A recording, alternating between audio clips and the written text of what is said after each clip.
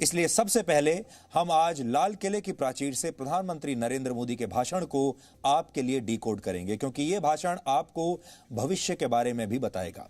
आज जब प्रधानमंत्री मोदी ने लाल किले से तिरंगा फहराया तो इसके साथ ही एक नया रिकॉर्ड भी उन्होंने बना दिया। उन्होंने लाल किले से 7वीं बार तिरंगा फहराया है और यह अब तक कोई भी गैर कांग्रेसी प्रधानमंत्री नहीं कर पाया। प्रधानमंत्री नरेंद्र मोदी ने पूर्व प्रधानमंत्री अटल बिहारी वाजपेयी का रिकॉर्ड तोड़ा है, जिन्होंने लाल किले से 6 बार तिरंगा फहराया था। लेकिन प्रधानमंत्री मोदी इस मामले में अभी पंडित जवाहरलाल नेहरू और इंदिरा गांधी के रिकॉर्ड से काफी दूर हैं। देश के पहले प्रधानमंत्री जवाहरलाल नेहरू ने इसी लाल किले से 17 बार झंडा फहराया था और उनकी पुत्री और पूर्व प्रधानमंत्री इंदिरा गांधी को यह मौका 16 बार मिला था। इसके बाद पूर्व प्रधानमंत्री डॉक्टर मनमोहन सिंह का रिकॉर्ड है, जिन्हें 10 बार लाल किले से झंडा फहराने का यह मौका मिला। डॉक्टर मनमोहन सिंह का रिकॉर्ड वर्ष 2024 में प्रधानमंत्री नरेंद्र मोदी तोड़ सकते हैं अगर वो तीसरी बार भी देश के प्रधानमंत्री बन गए।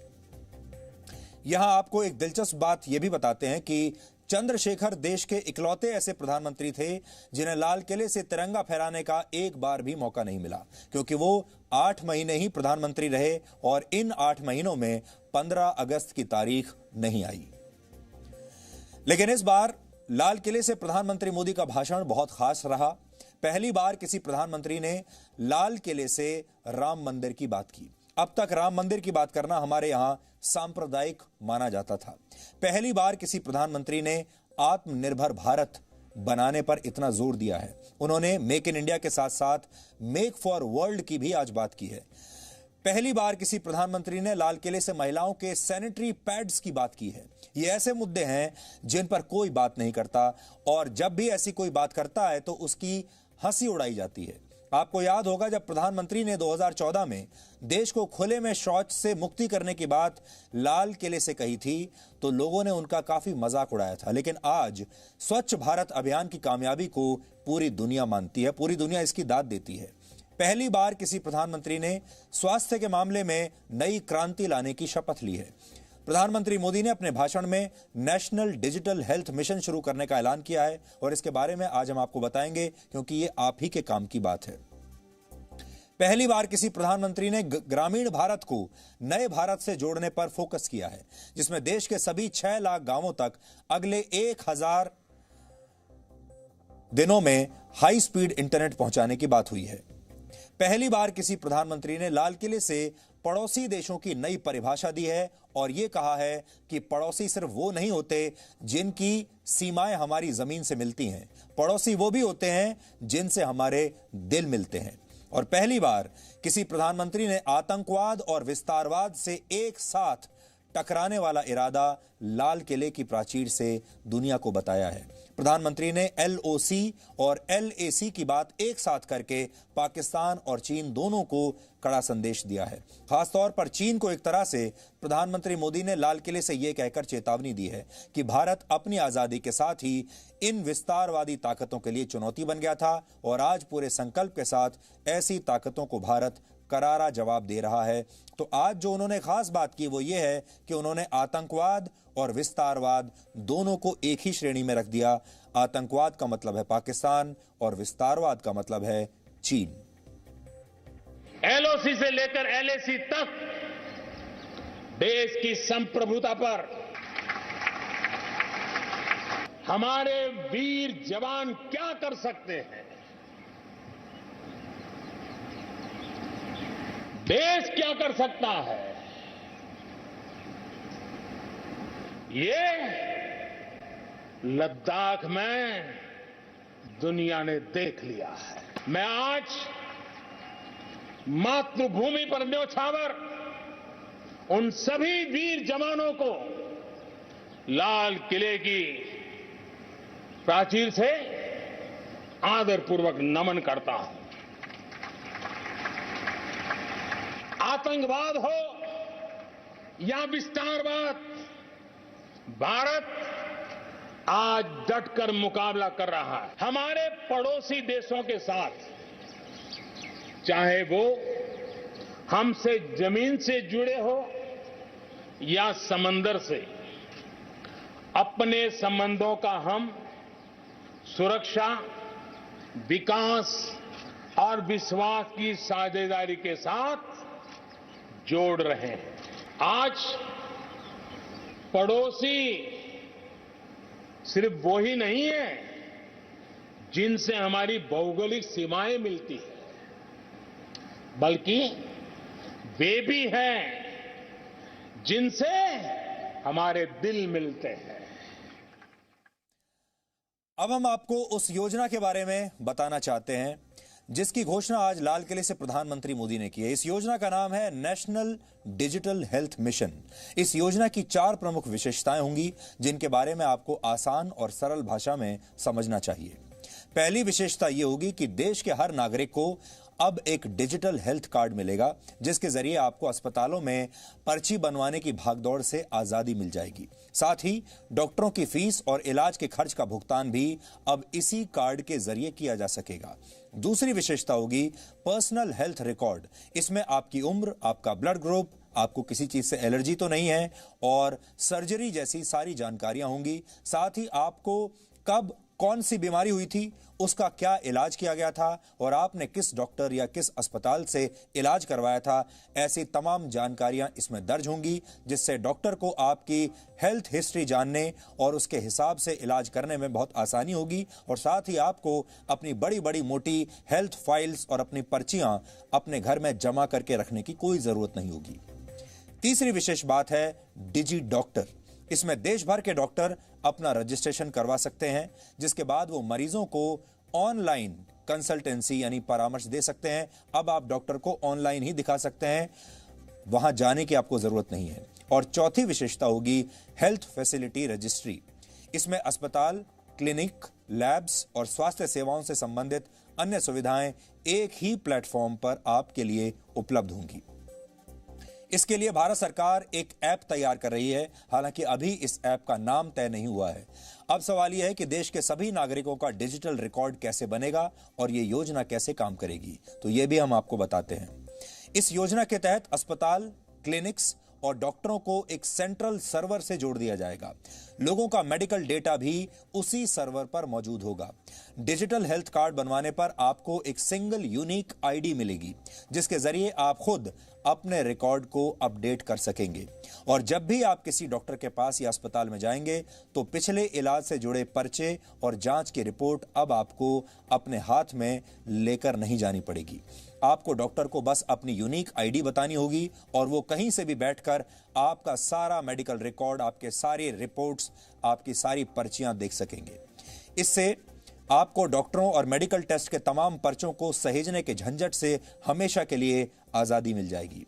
यह योजना देश के नागरिकों और अस्पतालों के लिए ऐच्छिक होगी यानी ऑप्शनल होगी, यानी इस योजना में शामिल होने या ना होने का फैसला आप लोग खुद कर सकते हैं। अगर आपको चाहिए तो आप शामिल हो सकते हैं और अगर आप अपना हेल्थ डेटा नहीं देना चाहते तो यह विकल्प भी आपके पास मौजूद होगा। इस योजना का सबसे ज्यादा फायदा दूर दराज के गांवों में रहने वाले लोगों को मिलेगा जो आपात स्थिति में, इमरजेंसी में बिना अस्पताल गए डॉक्टरों का परामर्श ले पाएंगे। इस योजना का मुख्य उद्देश्य पूरे देश का एक डिजिटल हेल्थ सिस्टम तैयार करना है जिससे सरकार को स्वास्थ्य से जुड़ी योजनाएं बनाने और उन्हें लागू करने में आसानी होगी। प्रधानमंत्री मोदी ने आज यह भी कहा है कि भारत के हेल्थ सेक्टर में यह योजना नई क्रांति लेकर आएगी। आज से नेशनल डिजिटल हेल्थ मिशन, दुनिया इसकी वैक्सीन का इंतजार कर रही है। रशिया ने कोरोना वैक्सीन बनाने का दावा तो किया है लेकिन उसकी विश्वसनीयता अभी संदेह के घेरे में है और इस समय पूरी दुनिया में 148 वैक्सीन पर काम चल रहा है और भारत भी इस मामले में पीछे नहीं है। भारत में अब तक 14 वैक्सीन पर काम चल रहा है। प्रधानमंत्री नरेंद्र मोदी ने आज कहा कि इस समय देश में 3 वैक्सीन अलग अलग क्लिनिकल ट्रायल्स के फेज में पहुंच गई हैं। ये 3 वैक्सीन कौन सी हैं, इसके बारे में भी आप जान लीजिए। पहली वैक्सीन का नाम है कोवैक्सीन जिसे Indian council of medical research यानी ICMR और भारत बायोटेक ने मिलकर तैयार किया है। देश के कुल 12 सेंटर्स पर इस वैक्सीन का पहला ट्रायल पूरा हो चुका है और सितंबर में इसके दूसरे चरण के ट्रायल शुरू हो जाएंगे। दूसरी वैक्सीन का नाम है ज़ायकोव डी। भारत की drug pharma company Zydus Cadila ने 6 अगस्त से इस वैक्सीन के दूसरे चरण के क्लिनिकल ट्रायल्स शुरू कर दिए हैं। और तीसरी वैक्सीन का नाम है कोविशील्ड ऑक्सफोर्ड यूनिवर्सिटी की रिसर्च पर तैयार हुई इस वैक्सीन पर पुणे का सीरम इंस्टीट्यूट ऑफ इंडिया काम कर रहा है और इस वैक्सीन के तीसरे चरण के क्लिनिकल ट्रायल्स शुरू हो चुके हैं और यह वैक्सीन इस वर्ष के अंत तक लॉन्च हो सकती है। आज प्रधानमंत्री मोदी ने लाल किले की प्राचीर से यह ऐलान किया कि जैसे ही वैज्ञानिकों की तरफ से इन तीनों में से जिस भी कोरोना वैक्सीन को मंजूरी मिल जाएगी वैसे ही उसका बड़े पैमाने पर प्रोडक्शन शुरू हो जाएगा, यानी ये वैक्सीन आप तक पहुंचने की पूरी योजना तैयार हो चुकी है। अब देखिए, कोरोना के समय उसके पूर्व हमारे देश में सिर्फ एक लैब थी टेस्टिंग के लिए। आज 1400 लैब्स का नेटवर्क है, हिंदुस्तान के हर कोने में फैला हुआ है। जब कोरोना का संकट आया तो एक दिन में सिर्फ 300 टेस्ट हो पाते थे। आज हर दिन 7 लाख से ज्यादा टेस्ट हम कर पाए। कहां 300 से शुरू किया था और कहां हम 7 लाख तक पहुंच गए। कोरोना की वैक्सीन कब तैयार होगी, ये सवाल हर एक के मन में है, पूरी दुनिया में है। मैं आज देशवासियों को कहना चाहूंगा, लाल किले का आज का जो कार्यक्रम था ये बिल्कुल अलग था और भारत के इतिहास में ऐसा पहले कभी नहीं हुआ।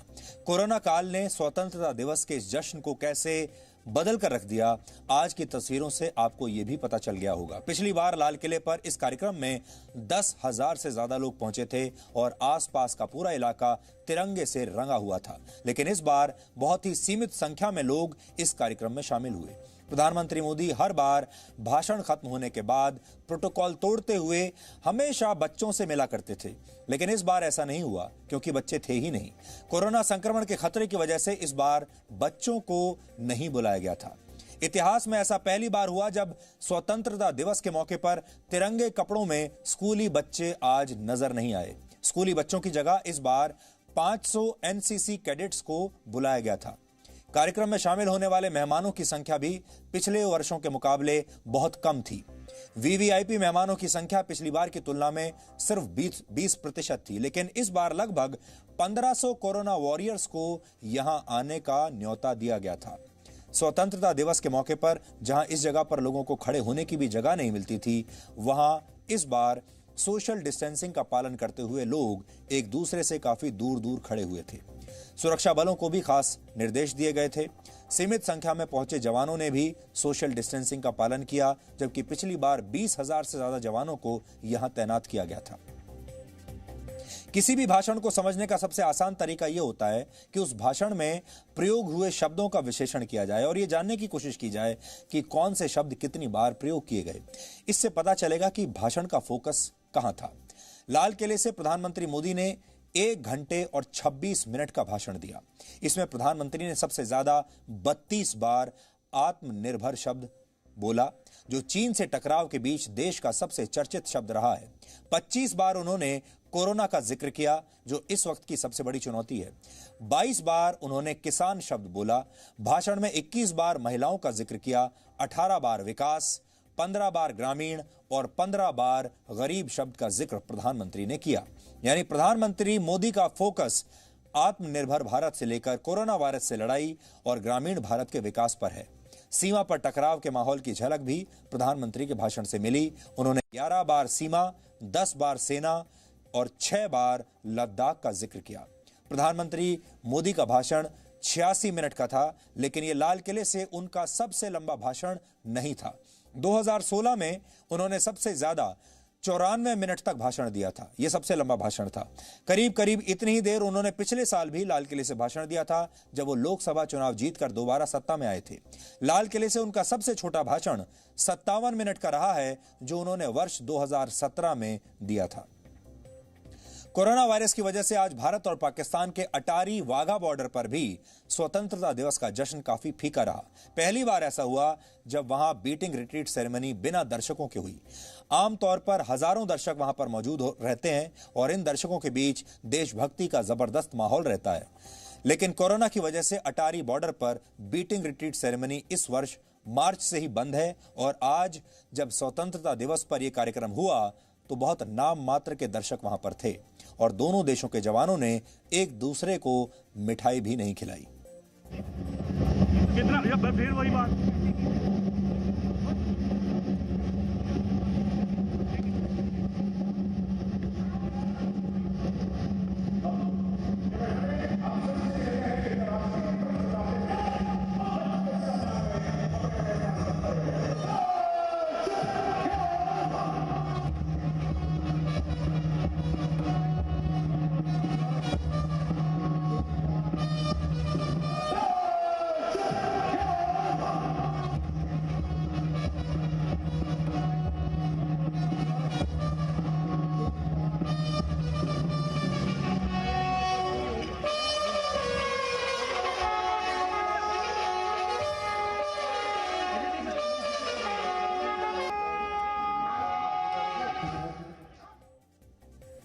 इसी तरह से हर वर्ष आज के दिन राष्ट्रपति भवन में होने वाले एट होम कार्यक्रम में भी बहुत कम मेहमानों को बुलाया गया था। आमतौर पर इस कार्यक्रम की गेस्ट लिस्ट में करीब 1,500 लोग शामिल होते हैं, लेकिन इस बार लगभग 90 मेहमान ही बुलाए गए थे और इन 90 मेहमानों में भी 25 लोग कोरोना वॉरियर्स थे। 25 कोरोना वॉरियर्स को बुलाया गया, जिनमें वो डॉक्टर, नर्स और हेल्थ वर्कर्स और सफाई कर्मचारी शामिल थे, जिन्होंने इस बार कोरोना वायरस के इस काल में शानदार काम किया है।